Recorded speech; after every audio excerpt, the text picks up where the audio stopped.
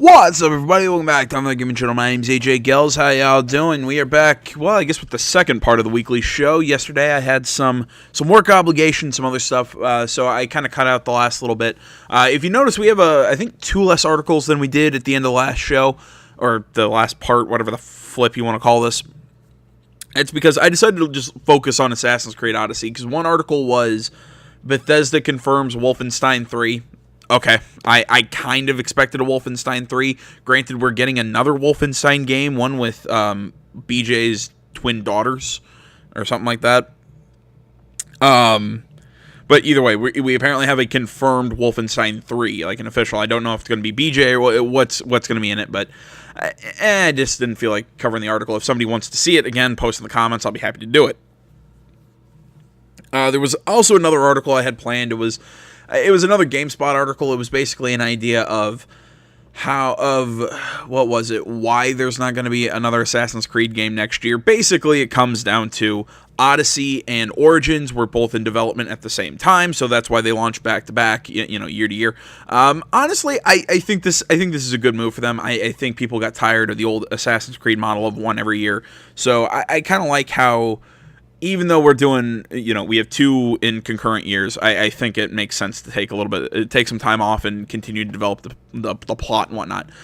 But either way, we're going to hop in with some more, like I said, Assassin's Creed Odyssey news, and we're going to actually start with with what's going to be in the DLC. Then GameSpot has like a big, kind of a feature on the game, goes through a lot of stuff, and then we have a small video, I think also from IGN, but like I said, we'll take a look at that stuff in a second. Assassin's Creed Odyssey DLC announced, Assassin's Creed 3 Remastered included. That's also been announced recently that Ubisoft is planning an Assassin's Creed 3 remaster. I'm pretty sure that makes every Assassin's Creed game playable on the next-gen consoles, or the PS4, Xbox One consoles. I'm not sure if you want to call it next-gen or current-gen, whatever you want to call it, but that's the new thing. I think this makes them, because I think AC1 is backwards compatible on the Xbox One. Then we have the Ezio Trilogy remastered. You have 3 being remastered. 4 got remastered onto this current gen. And then there was I think the only one that isn't playable might be Rogue, but isn't Rogue also? I think that one's also backwards on the Xbox One.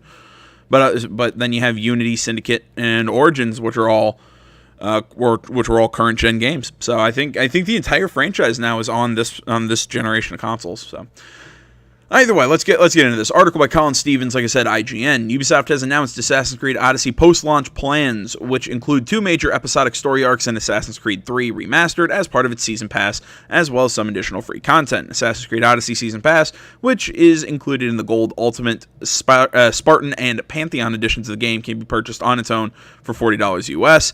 It's comprised primarily of 2 story-centric episodic arcs, Legacy of the First Blade and the Fate of the Atlantis. God damn it, the Fate of Atlantis. I don't know why I can't pronounce that. Both of which contain 3 episodes that will each be released approximately 6 weeks apart. Okay, so I'm gonna guess that both of these parts are going, both of these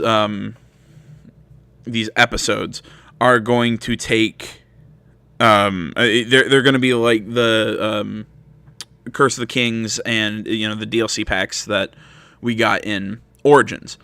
Now this Legacy, the Fate of Atlantis is cool because we've already seen like Medusa and a lot of other God, I'm trying to think of the best words here. We've already seen Medusa, a lot of Greek mythology in here. So okay, seeing Atlantis is going to be cool.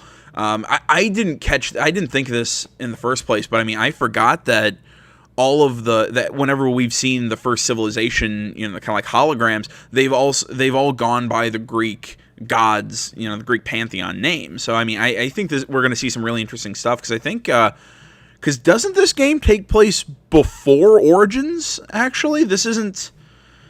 Yeah, because my knowledge of history isn't completely great. Because I know Alexander the Great, he was Greek, came over, and Origins took place after Alexander the Great. So yeah, I'm pretty sure this game predates Origins when you look at it on a timeline. So this Legacy of the First Blade could be like we see the first assassin and the first hidden blade. I mean, we haven't seen Alexios or Cassandra. We've seen neither of them use a hidden blade. I mean, granted, Origins was technically the first assassin with the creation of the Brotherhood, and that one with Aya and Bayek. You know, when Bayek drops the bird skull that he carries around on his neck and drops it into the sand and makes the assassin logo. You know, he has the hidden blade and everything. So I think that's what we're going to be seeing with this. I mean, it's not because obviously if the Brotherhood isn't formed until Bayek and Aya, Cassandra or Alexios won't technically be assassins. This game is predating, I believe, even the Assassin Brotherhood. So I'm still really interested to see what this game's going to be. I mean, if you didn't tell me this was going to be an Assassin's Creed game, I would not guess that this is an Assassin's Creed game. And that's the most surprising thing to it. I mean, it doesn't look like one. I mean, yeah, we're seeing some minor stealth. Okay, I can kind of see some bits and pieces. But it looks more like an action-adventure pseudo-stealth game. I mean, I really... I mean, what? We only have to wait about another month to get our hands on this. But I'm really interested to see what we're going to... What's gonna come out with this game down the line. I'm really curious to see the oh come on the not the little spear thing that they carry, what the RPG elements. There we go. You know, like the dialogue options, the skill trees. I want to see all that crap. All right, let's keep going here. Legacy of the First Blade will, and I quote, introduce players to the first hero to wield the iconic hidden blade, changing the course of history, end quote, and of course, and will be releasing in December of 2018. The fate of Atlantis will have players, and I quote, confront godly creatures and uncover the secret of the legacy of the legendary city of Atlantis, end quote, beginning in spring 2019. Okay, that's the idea of when all those are going to be dropping. Did Assassin's Creed Liberation ever come to... Didn't that come to PS3? I'm not sure. I usually forget about Liberation again, just because that was a PSP game, was it, or was that a Vita? I can't remember. I actually can't remember what Liberation was. Was that if anybody can tell me, was that a Vita or a PSP game? I can't remember off the top of my head. The last major and most surprising addition to the Season Pass is Assassin's Creed 3 Remastered, which fans will remember centers on the American Revolution. The remaster will release in March 2019 and can be purchased outside of the Season Pass for an as of yet unannounced price. Probably $40, my guess. Maybe $6. Maybe they'll go at a full $60, but I'm going to put money that it's going to be at $40. AC3 Remastered will include the core game and all of its DLCs, the Benedict Arnold missions, Hidden Secrets pack, and Tyranny of King George, which is really cool because I never got a chance to play those because I didn't buy the DLC back then. So, sweet. Assassin's Creed 3 Remastered will also include Assassin's Creed Liberation Remastered, a game originally released on PlayStation. Oh, it was a Vita game. Okay. Both remastered games will feature 4K and HDR functionality on PS4 Pro, Xbox One X, and PC. Higher, blah, blah, blah, blah, blah. And, okay, so no matter what, then Liberation is going to be available on next gen once, you know, the remaster comes out. Beyond the paid Season Pass, all Assassin's Creed Odyssey players can look forward to free post-launch content. Updates, this includes the free episodic quest lines called The Lost Tales of Greece, recurring in-game events like new mercenaries and daily weekly contracts, new mythical creatures, a new Game Plus mode, and the Discovery Tour, an educational tool, which... tool will let players explore the world, blah, blah. I don't know. I don't mind the Discovery Tour. It's just not something I'm going to play with because I don't give two craps about it. I don't know about anyone else, but Assassin's Creed Odyssey is coming to PS4, Xbox One, and PC on October 5th, though fans who buy the Gold and Ultimate digital editions of the game will be able to access it 3 days early on October 2nd. Really? It's October 5th? Wow. For some reason, in my head, I was thinking that that game was coming out. I was thinking that Odyssey was coming out late October, like usual Assassin's Creed games. Oh wow, okay. I'm not gonna complain. I'll whatever gets this game in my hands sooner. Oh, that's right. They probably avoided late October to avoid Red Dead 2. Okay. Hey, either way, I'm pumped. Let's do it, man. So what? I mean, so we got about 15 days. So about 20 days, a little less. No, 29 days, actually. Yeah, because it's a 30-day month, isn't it? So yeah, 29 days until launch. So awesome. Sorry if I'm talking quickly. I'm just there's some stuff going on later today that there's a stream going on in a couple hours that I'm really interested in, and I'm caffeinated right now. I'm pumped up, just trying to be all awake. Oh, either way. Okay, Assassin's Creed Odyssey dialogue options are hilarious, but romance feels forced. Well, yeah, no duh. Article Jordan Ramey, I don't know, GameSpot. I'll talk more about that when we get to it. So, okay, since the beginning, the central conflict in the Assassin's Creed series has been freedom versus control. For the most part, we've been placed on the side of freedom and fought to give others the right to choose how they want to live. Ironically, we haven't had much choice in how we go about it, and have repeatedly followed a controlled narrative in each entry that forced us to kill certain characters, spare others, and react to the world in a specific way. Jesus Christ. Already in your first paragraph, you kind of pissed me off. Look, dude. Yeah, I get it. It's a joke. Oh, it's freedom versus control. But if you just give us complete freedom to do whatever, you can't have a story then.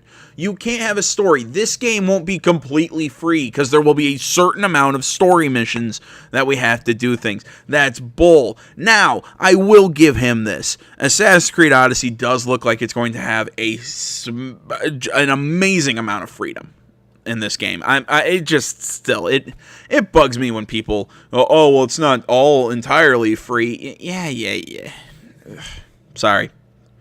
Weird rants. Assassin's Creed Odyssey changes that and delivers an unprecedented level of freedom in its combat and dialogue. The game even allows you to choose your romantic partner, personal allegiance, and which player deserves to die, or which people deserve to die, including normal civilians and several of the assassination targets. Oh, so what are they going to go like Dishonored, where you can choose to instead of killing somebody, you can choose to like blackmail them or do something weird. That's basically killing them might have been the better option. What might have been nicer and more humane. In the opening 8 to 10 hours of Assassin's Creed Odyssey, our travels through ancient Greece introduced us to a large supporting cast of characters, gave us our first taste of Odyssey's naval combat, and allowed us to experience the effects of choosing certain dialogue responses over others. We got a pretty comprehensive idea of the differences in combat and how the introductory skills in Odyssey work too, as we played through the game's opening hours with Alexios as a powerful melee fighter and bow wielder, and then again with Cassandra as a speedy and stealthy assassin who relied on small daggers. As we played through Odyssey's opening chapters, we noticed the game repeatedly go out of its way to give players the ability to choose. Cassandra and Alexios may be its protagonists, but the next Assassin's Creed is all about you living your own Odyssey. For the most part, it works, but some of the new innovations suffer from solely focusing on the player's needs and not those of the game's characters. See, and there's a big thing with giving a lot of player choice. Things have to kind of be blocky and binary, if that makes sense. Things have to they talk about romance here, and okay, we'll like I said, we'll get into that when we get into it. But BioWare has a similar problem with that. A lot of big open RPGs kind of have this problem of, we want to give you freedom and we want to give the characters the ability to make these big choices, but we have to still keep those choices one to two options, or maybe three. If we're getting fancy, there might be a third option, but for the most part, it's always one option or another option. That's how it has to work, because if they don't, they can't make a good story, and then they're going to get slammed for their story being just complete ass. So it's a massive give and take for the developers. So, and this is also Ubisoft's first time, I think, really doing this. So you kind of have to take that into consideration. Let's see here. New skills are unlocked quickly and make fights more fluid. You level up and unlock new skills fairly quickly at the start of Assassin's Creed Odyssey, giving you plenty of opportunities to experiment with new abilities. At the start, the only abilities available to you will be different types of archery shots, melee attacks, and stealth kills. The higher-end abilities that sheathe your blade in fire or perform other seemingly magical attacks are locked until you progress a certain ways through the story. See, and I like this because it gives you a chance to really kind of choose your choose your fighting style, because I mean, you know, up here, like they were talking about Alexios being, you know, more of a warrior, and Archer and Cassandra being more of a stealthy kind of assassin-esque character. See, I think that's going to come down to, I don't think they're like locked into those archetypes. I think if I want to play Cassandra as a warrior and Alexios as a stealthy assassin, I can. As far as I've understood it, it comes down to how you want to play it, and I like. This is what I got out of Origins, and I really like how they're pushing it even more, because I think the skill system in this game is really interesting, how you actually have to equip skills, and I'll talk about this in a second. But Origins really gave us the choice to really kind of build our character to our own unique combat style, and it looks like Origins is going even a step further. And like I said about the skill system, it's... With Origins, we unlock a skill and we get to use the skill. It's a typical video game thing. We're seeing this in the new Tomb Raider. We see this in Far Cry. We see this in just about any video game series that has a skill tree. You know, you unlock a skill and they're all, you know, they just activate. You know, it's like, you know, oh, you can move faster while you're crouched, or you can, you know, like loot takedowns, or this or that. With this one, with Syndicate, Jesus Christ, with Odyssey, it's kind of taking the BioWare approach, where you unlock skills, but you can't use all your skills. You have to set them to kind of like a hotkey, or you have to set them... They're active skills. They're not passive. Or I'm sure there are passive skills, but they're not as many. But the active skills, you can't use all of them. You have to pick and choose, and you have to match it to your play style. I really like that idea, and I think that's going to make this game... It's going to add something... It's going to add a depth to this game's combat, because I think near the end, Origins just kind of became, for me at least, I'm just going to hack and slash my way through here, because I don't have to. You know, I don't have to sit and dodge and do all the fancy stuff unless it's a boss, because I can just hack through people because I'm just so highly leveled and my weapons are so good. So I think this one's going to give us just that little bit of extra depth. Like Assassin's Creed Origins, the use of skills runs on an adrenaline meter. However, adrenaline fills a lot faster in Odyssey, so it's easier to chain together many skills in a row to pull off devastating combos in combat, or stealthily. Sorry, I'm burping. That's really gross. Stealthily slice your way through an enemy compound in mere moments. Cassandra and Alexios do not use shields, so the shield bashing skills from Origins are gone. However, plenty of Bayek's other abilities make a return, including using a special vision to sense and tag enemies through walls, or controlling the trajectory of an arrow after you fire it into the air. Okay, so yeah, I'm not surprised to see a lot of crossover in the skills. I am a little surprised that they're not going to use shields. I mean, that's kind of a weird thing to me, because because our characters are Spartans in this one, so you'd think that that there'd be a shield. That's a little odd to me, but whatever. The new skills are way more fun, though. Spartan Kick deals tons of damage and is a good way of putting some space between you and a powerful enemy. Ubisoft has even nicely stationed several foes alongside the edges of cliffs and towers in early areas, whose sole purpose seems to only be to stand there until you sadistically kick them into oblivion. Compared to Bayek, Cassandra and Alexios have a lot more creative stealth skills as well, including a particularly effective one that allows you to throw out a knife into a person's back and immediately appear behind them to finish them off before then throwing the knife into another target. It's like Cassandra and Alexios are teleporting from one enemy to the next, but the game describes it as them being so fast and sneaky that the enemies can't keep track of them. Wait a minute, I thought it was that ability that they're talking about here, like the teleporting, it was because of their spear. I think it's the spear of Leonidas, isn't it? Isn't it like a piece of Eden? That's what it sure as hell looks like. They throw it and then they like teleport to it. It kind of reminds me of what Talion can do. His wraith. I can't remember what it is. It's that wraith execution that you can perform by aiming with the bow, and then he like teleports behind somebody and just cuts their head off. That's what that reminds me of a lot. Instead of putting all of your points into new skills, you can also spend them in upgrading your existing ones too. For example, the teleporting knife throwing skill only chains up to 2 targets at first, but you can use additional points to raise that number. And if you don't like the skills you've unlocked or upgraded, Odyssey lets you respec your protagonist at any time. Boo! See, I don't like when games do that. Like, and I've said this a lot. I've said this about Mass Effect Andromeda. I've been saying this about the new, the new Cyberpunk. I don't know why that was so hard for me.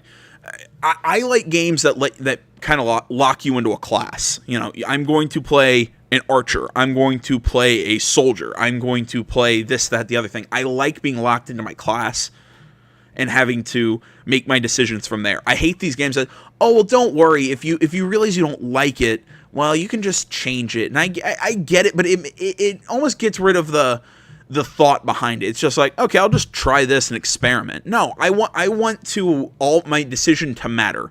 That I want to make my character what I'm trying to think exactly how I want to put this. I want my choice to matter. I want, if I'm going to play as a soldier, I want to be locked into playing as a soldier and choosing my skills. I hated that dynamic system that Andromeda used, where it's, oh, you can take skills from anything and make hybrid classes. I don't know. There's just something about it. I just like that classic RPG of those RPG class systems. That's just me. I don't know about anyone else. Or with games like this, I hate the whole, oh, well, you can just respec your character. No, make your decisions matter. Put some thought into what you want to do.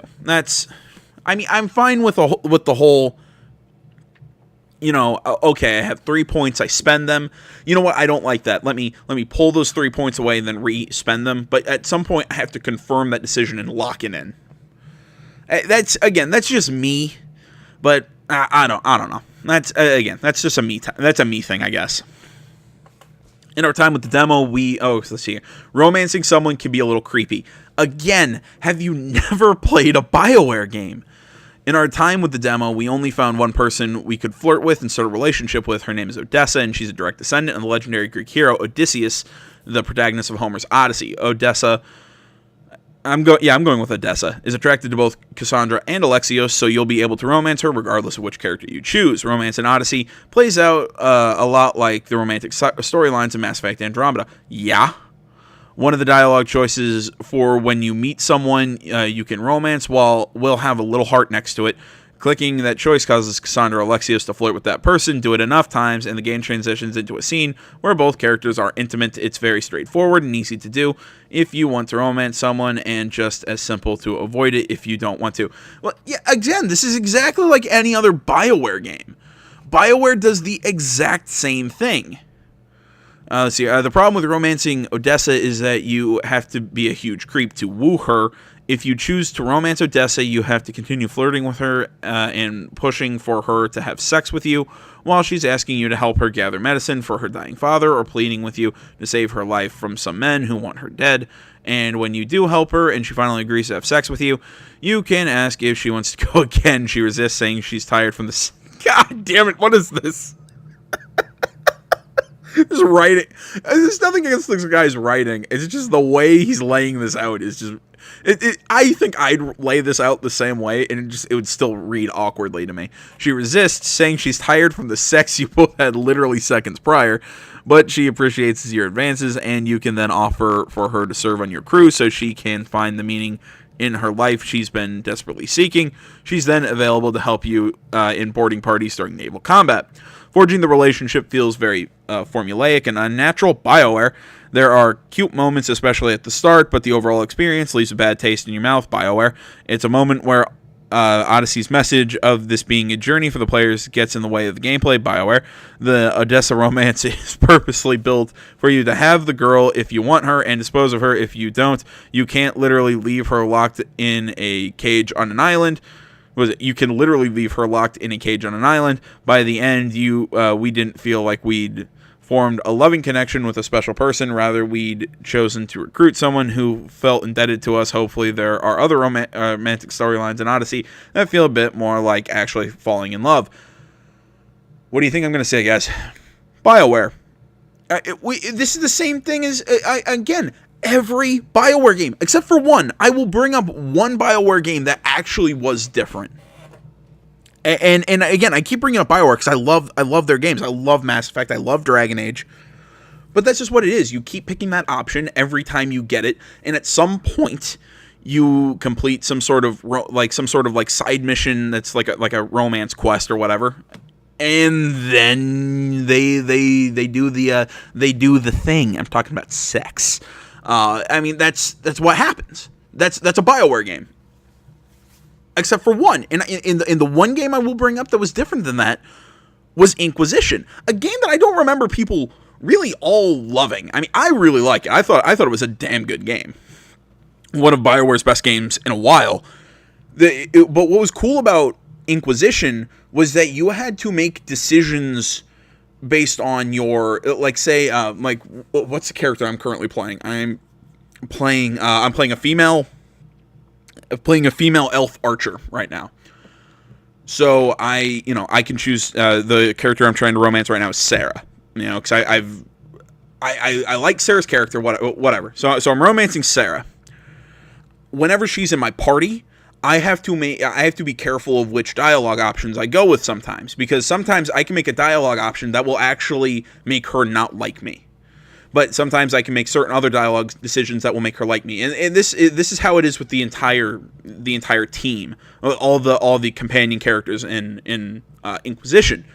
When you're making rulings on the throne, when you're just out having dialogue and they're in your party or whatever, you can make certain dialogue choices that will actually make them angry or make them like you. It's a really neat way of managing your relationships in that game. Some people were saying, oh, well, that's really formulaic. And I'm like, it is, but at the same time, I thought it was more involved than any of these other ones, because all these other ones are basically just, you just keep hitting the button and you're good.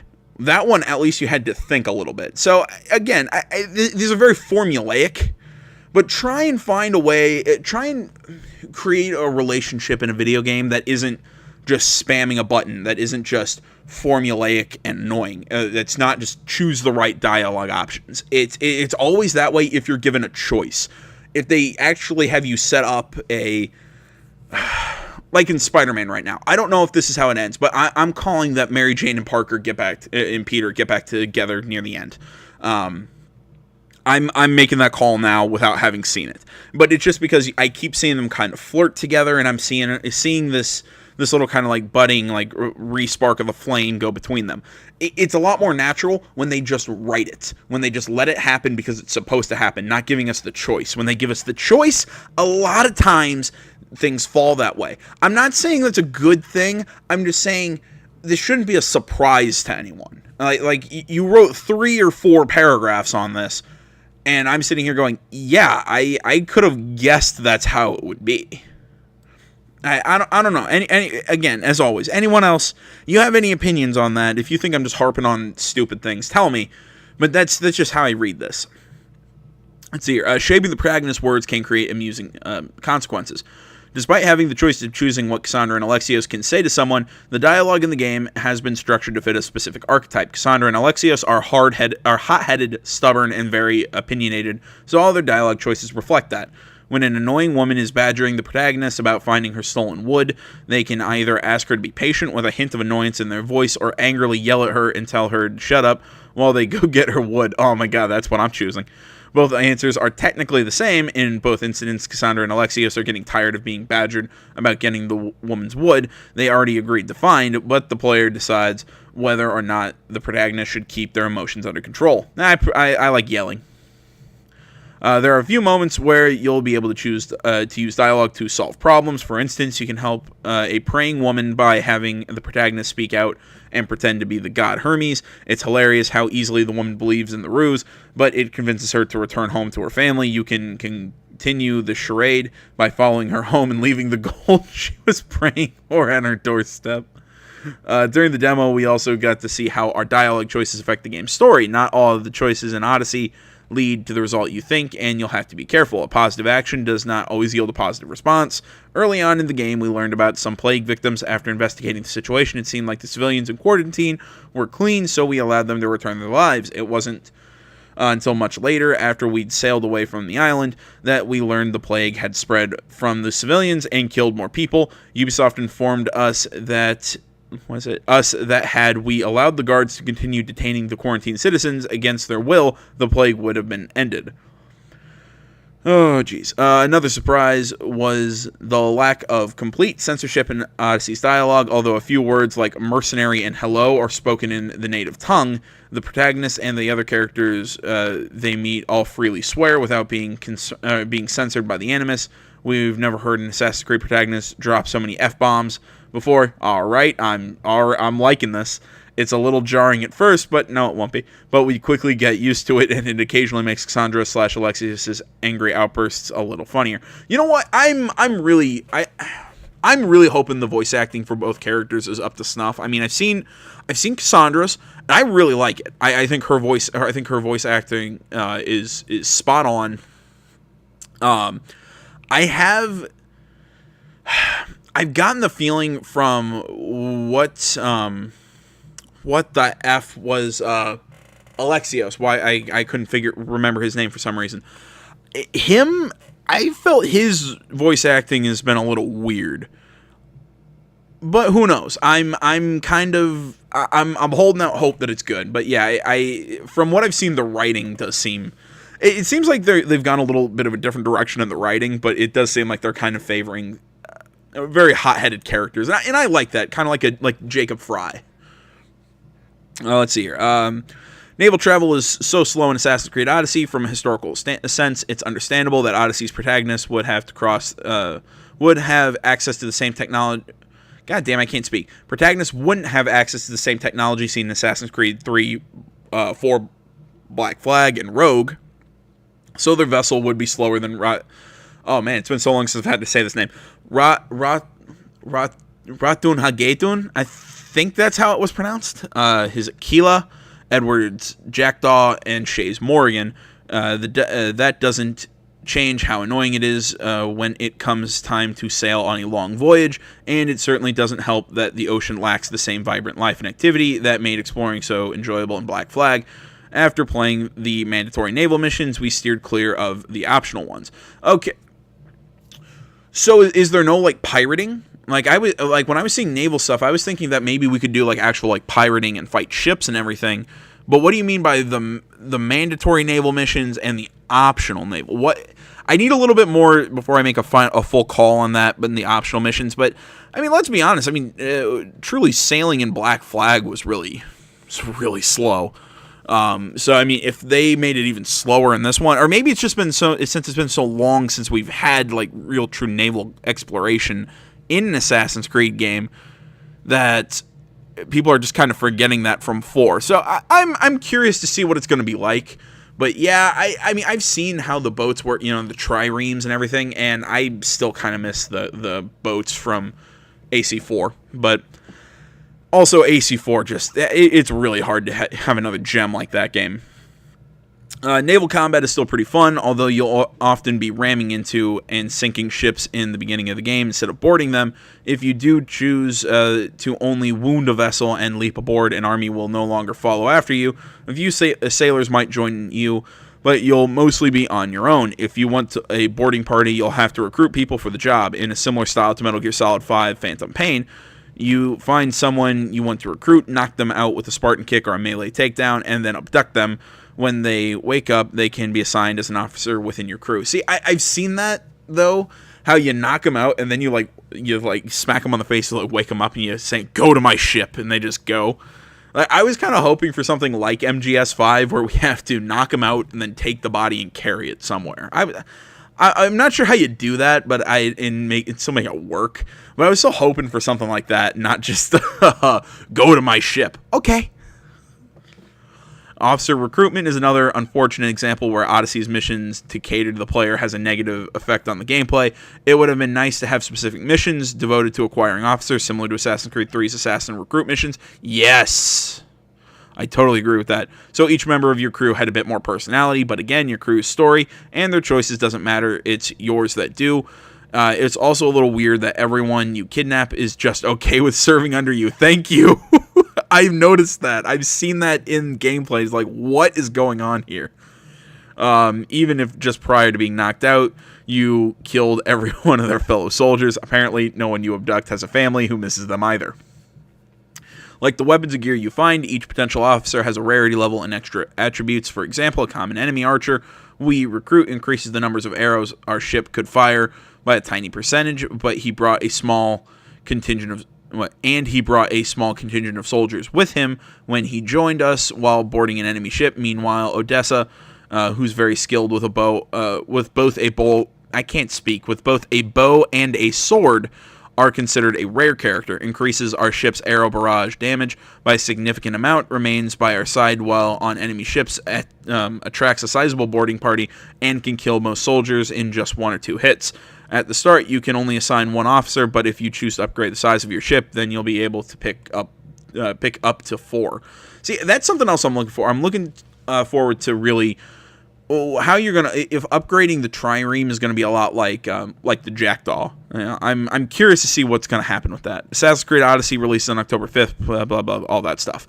All right, that long feature. Now we're going to hop into and take a look at. I think this is a video by IGN. We're gonna take a look at a video for Assassin's Creed. This is gonna be the Odyssey romance side quest, so we get to see the awkwardness. I thought this would be a fun way to close things out, and we'll get into this in just a second. Alright guys, well, time for the video. I wanted to get up and get my laundry started. I forgot I still had to do that today. So, let's get into this. This is on the IGN channel, Assassin's Creed Odyssey, Odyssey romance side quest gameplay. Let's see if it's this is as cringy as the GameSpot was talking about. Real quick also, there will be links to every article and this video as per usual, so let's get into it. Oh, sorry, it has to load.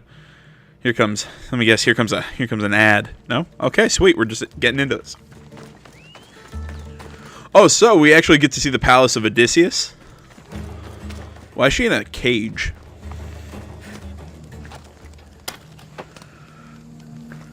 Thank you. Let's get out of here.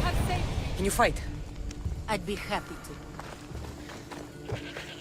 Yeah, it's so weird to me to see Cassandra spelled with a K. I get it, it's Greek or whatever, but it's weird to me. Can you fight? There was literally no fight. Oh, there's a fight. Okay, it's a wolf.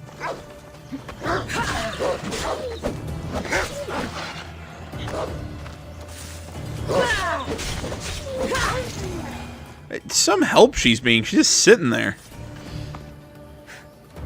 My thanks. I can't believe I let those Malakas sneak up on me. Ithaca is a dangerous place to wander around on your own. You are wandering around on your own.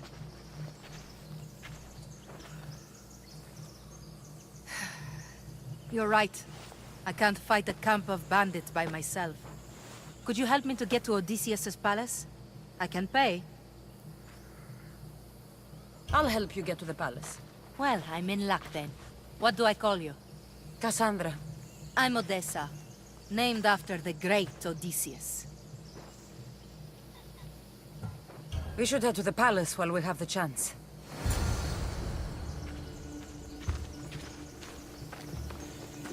Well, why does she need help? It's not like there's any guards. Or are there? I mean, but it just looks like you're just running around. It looks like they're all dead.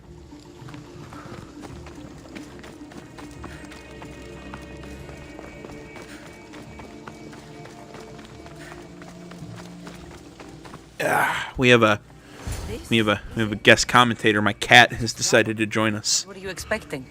I don't know. Something more grand. My parents named me Odyssey.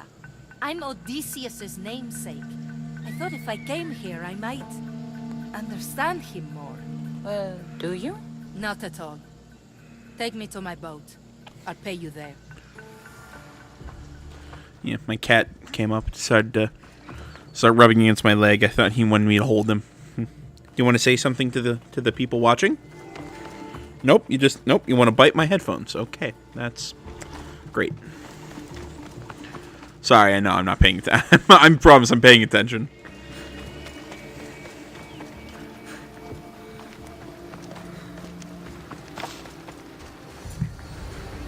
Okay, I'll put you down. I'll put you down. Stop biting me, you little bastard. Such a disappointment. Why is that place so important to you? Are you joking? Odysseus lived there, ruled there. He ended the Trojan War, eluded Scylla and Charybdis. He had everything. Loyalty, love, fighting spirit. He had the attention of the gods, too. That caused him a lot of trouble. And it made him a legend. You look cute right now. As if nothing can get in your way. Okay, so far the cringiest part about this isn't. I mean, look, I get it. The model of having to talk to people like this is cringy. With the little heart icon. I get it, but it's just the dialogue. Again, this is somewhat a problem to what I'm having with. This is kind of like the opposite problem that I'm having with Shadow of the Tomb Raider. That one, the performances are good. The writing sucks. I mean, the writing in this is not great, but it's not bad. It's just, dear God, it's just everything feels so stiff. And I get this feeling for games like these where you choose your dialogue, and I have a theory behind that. It's because the reason the lines kind of feel blocky.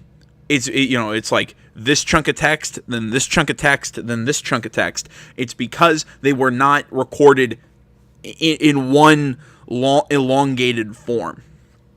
It doesn't feel like a conversation between these characters. It feels like she says something, then Cassandra says something, and they match up in tone, and the response makes sense, but the inflection of the response doesn't make sense. And I get this from games like this. I think you notice it in like when we were playing Detroit earlier this year. And you kind of noticed it there, but I think if those games are a little better about this. But in this one, because it doesn't feel like this person is conversing with this person. It feels like two people just delivering lines. That's how it feels, and that it's a problem with a lot of these RPGs that let you choose your dialogue. It's just something I've noticed. And again, BioWare does this. This game's doing this. A lot of games like this have similar problems. I don't usually like being called cute. There are a few other ones I can think of that would suit you. I can't wait to hear them. How about beautiful? That works even better. The other ones will come later. I hope later comes soon. Oh. I think I was in a much poorer mood before now. There's just so much I desire. To be as great as Odysseus. Where do I even begin? I don't give advice. To go to war. And once it was over, it took him 10 years to get home. He wasted years of his life. All because the gods interfered. Stay home. Spend time with your family. Live your own life. But who will remember my story then? Would you rather be remembered or happy? I'll have to give that some thought. Thank you. That's a pretty good point.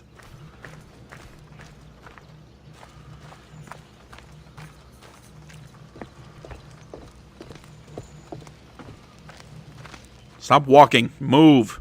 Come on. There you go. Cassandra, I haven't seen you since you took me to the ruins of Odysseus. Odessa, you remembered. How could I forget? You told me to live my own life and care less about someone else's greatness. Looks like you're taking my advice.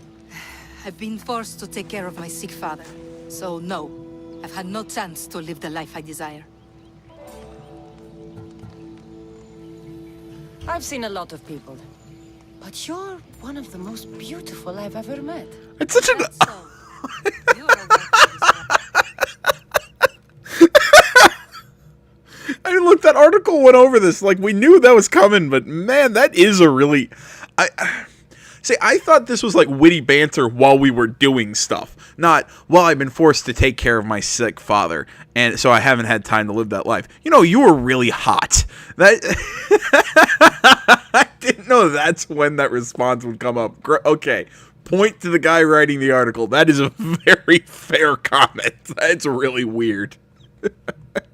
Look, I bring this up all the time. I'm socially awkward, and I wouldn't say that. Though, granted, I have problems talking to pretty girls. Period. I just made myself sad. distraction from my problems. Oh, come on. Boo! Maybe we could get to know each other a little better. Tell me more. Well, I can think of a few things, but let's talk some more. Oh, we all know which one I'd choose. Great. So how about it? You know, I'd love to, but I have a couple of things I need to pick up for my father first. If you helped me, then we could maybe continue our conversation. Don't worry, I'm here to help. What do you need? A few herbs from the Valley of King Lelech nearby. Also need a mixture from the market to combine with the herbs. There's a merchant there holding on to it for me. Is your father really so sick you can't get them yourself? I'm his only child. I'd rather be close by, in case he gets worse. What happens if he dies? That's I'll be back with the herbs and a herbs. messed up thing to say. This mentions Odessa's estate and how crucial it is that they get it. By any means necessary. Okay, I have no idea how we got to this point. You know, I'm taking suggestions from you guys on which character we're going to play as. Died mysteriously shortly after meeting her. What was I saying? Which character we're going to play as come this this game's launch? You know, do you want to see the playthrough as Alexios or Cassandra? I'm not going to do one on camera as both, but I'm leaving that option up to you guys if you're interested.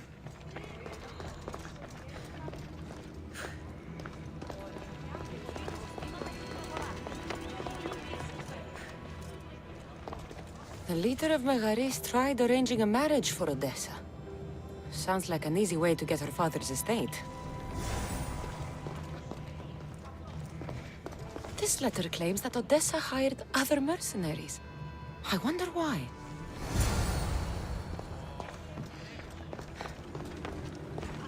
But like I was saying, depending on which one you want to see, Cassandra or Alexios, post in the comments of this video or other I should return to Odessa.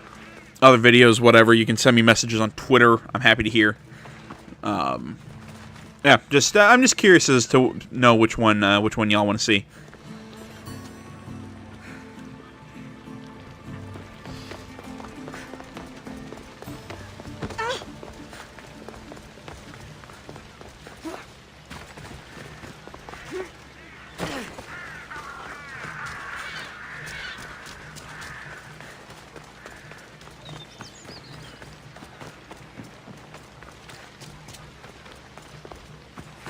Really? You're not cutting this part out? It's just you running over... Okay. That's an interesting decision, not to cut this bit out. Oh, now you're calling your horse. This is after Odessa's estate. And he's tried arranging a marriage for her to take control of it after her father dies. But these letters also claim one of her suitors was killed. And nobody's sure how. Though she's been known to hire other mercenaries. It's difficult to tell if Odessa is in the wrong or not. What's the point of calling that horse? You barely needed it. Now, what's with all the dead people and the wolf? There's so many questions. You've returned. I hope with good news. Before we get serious, how about we finally have some fun? I appreciate your help, but I'm not sure. I thought there was something between us. At times it felt that way, but not enough for me. Let's keep our focus on what's important here. After everything I found, I know what's going on. And what's that? You don't deserve any of this. You're only trying to live your life. Of course I am. I've done nothing wrong. I just want to have a healthy father, and to start my journey. Journey to your bed first. You can start that. I do enjoy your attempts. Tell me, what is it that's meant to make me swoon this time? Jesus. So aggressive. If you undress me, I think you'll find out. I can do that. Oh, no way they're going to show this on the IGN channel. No way they're going to make a cut here. Ah. That was enough. Oh no, they Ubisoft probably didn't render that at all. Oh man, weak. I guess there's nothing else to do. It doesn't have to be goodbye. Why not join my crew? Well, you were always on my side. Plus, getting away from here would be nice. Great. What about your father? He's been feeling a lot better, thanks to you. You aren't worried someone will come after him? I'll be sure to share the information you found with a few people. They won't touch him so long as we have it. Then I'm happy to have you aboard.